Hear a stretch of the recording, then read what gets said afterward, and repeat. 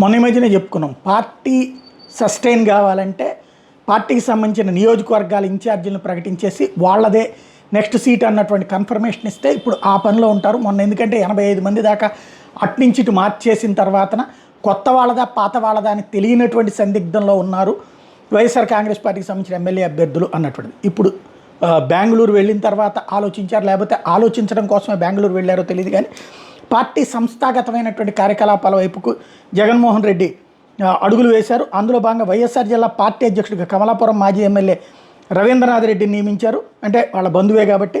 అలాగే అన్నమయ్య జిల్లా అధ్యక్షుడిగా రాజంపేట ఎమ్మెల్యే ఆకేపాటి అమర్నాథ్ రెడ్డి నియమించారు. వైఎస్ఆర్ జిల్లా జడ్పీ చైర్మన్ అభ్యర్థిగా బ్రహ్మంగారి మఠం జడ్పీటీసీ రామగోవిందరెడ్డి వైఎస్ఆర్ ఉమ్మడి జిల్లా పార్టీ నాయకుల సమావేశంలో ఈ నిర్ణయం తీసుకున్నారు. జిల్లా పరిషత్తులు వాళ్ళని పిలవటం, ఒక్కొక్కటి వ్యవస్థని సెటరైట్ చేసుకునే పనిలో ఉన్నారు.